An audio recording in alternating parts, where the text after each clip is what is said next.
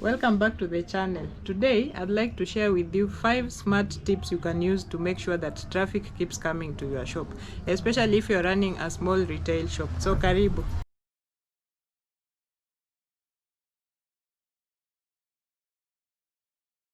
Number one smart idea is that I make sure I have toys and candy for children. In fact, in the shop I've just isolated a corner that I call a candy corner.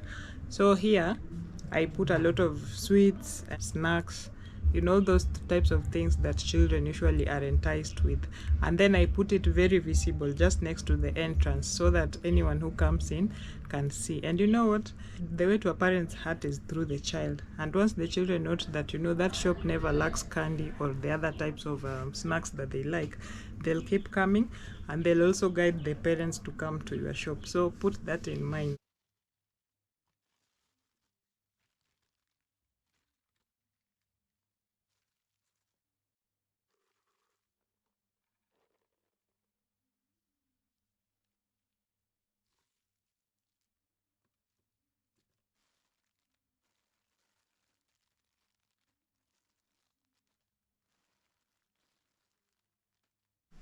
Smart idea number 2 is that I make use of distributors whose prices are generally the same as if I would go to shop for supplies myself. Right supplier or a distributor for that matter is one we call Twiga. They have products that have very good price margins, so I make use of them.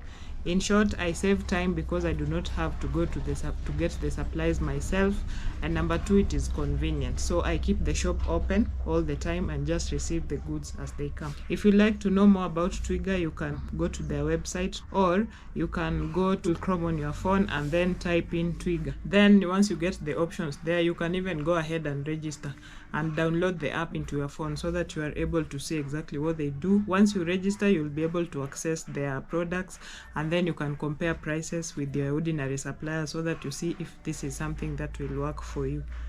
Idea number 3 is what I'm holding right in my hands. Idea number 3 is that you make your own products. For example, if you are someone who buys, these ones in Kenya are called mandazi. So instead of buying these ones from your supplier and you're going to gain only 10 shillings per packet, let me show you. These ones are usually bought, and inside the packet are 60 pieces, and you're buying them at 50 shillings. It means that for every packet, you are gaining 10 shillings only.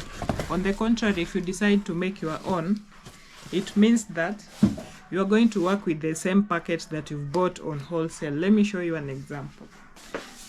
This is a 2 kg packet of unga that usually makes up to 120 pieces of mandazi.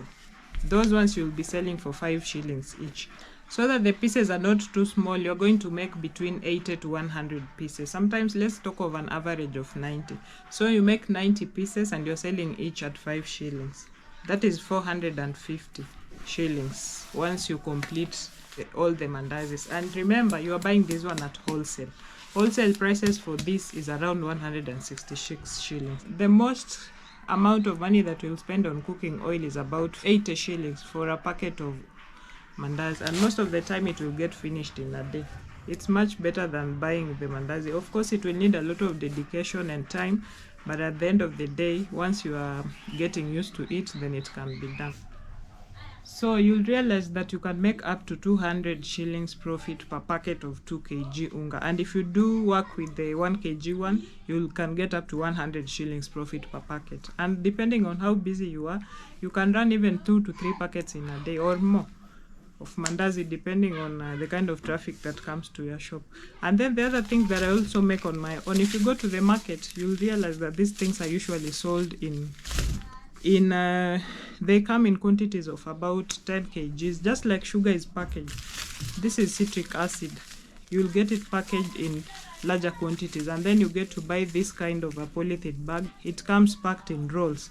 So now what you need is a candle. Actually, I'll just make a different video so that I can show you how to make these ones for your own shop, so that you do not have to buy them. Because if you buy these things, you're going to spend, for every 100 shillings, you get 20 shillings profit, which actually does not really make sense, because most of the time you're the one paying rent.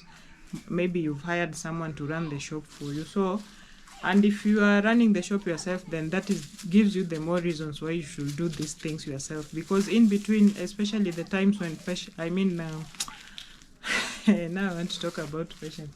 When customers are not coming, what are you doing? If you're not reading a book, if you're not creating your own products, then what are you doing? So take that time, take the challenge. There are a lot of things you can do while you wait in between for the clients to come, the customers.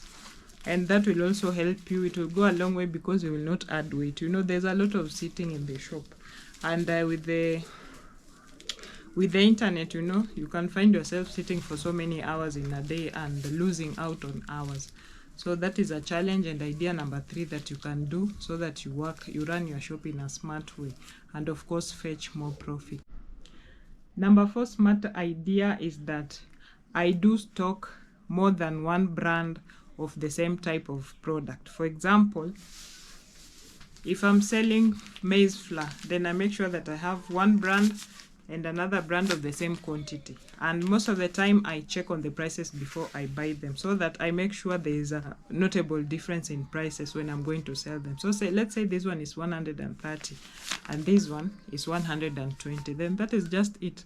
So I can accommodate different types of customers at the same time. Someone who wants to spend less on the same commodity and someone who prefers one brand over the other so that I don't lose on any customer.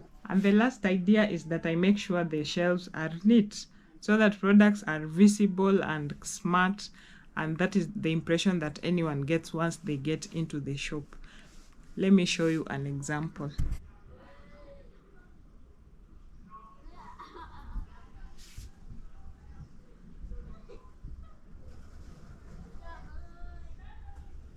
That one helps me to ensure that people can see what they want and they have a good impression of the display and in general the shop. It works on them psychologically. They'll just come. And with that, I come to the end of this edition. And as usual, I keep saying that I share content on this platform, not because I'm an expert, not because I'm doing very well in my business, no, but I find tips here and there that I think will be useful.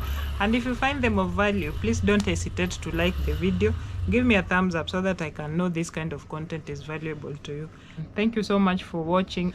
And in case you feel like you'd want more of this, just let me know in the comment section. Also, feel free to subscribe and share with your friends, relatives, and anyone else who may benefit from this kind of information. Thank you so much for keeping it here. Until the next one, it is bye for now.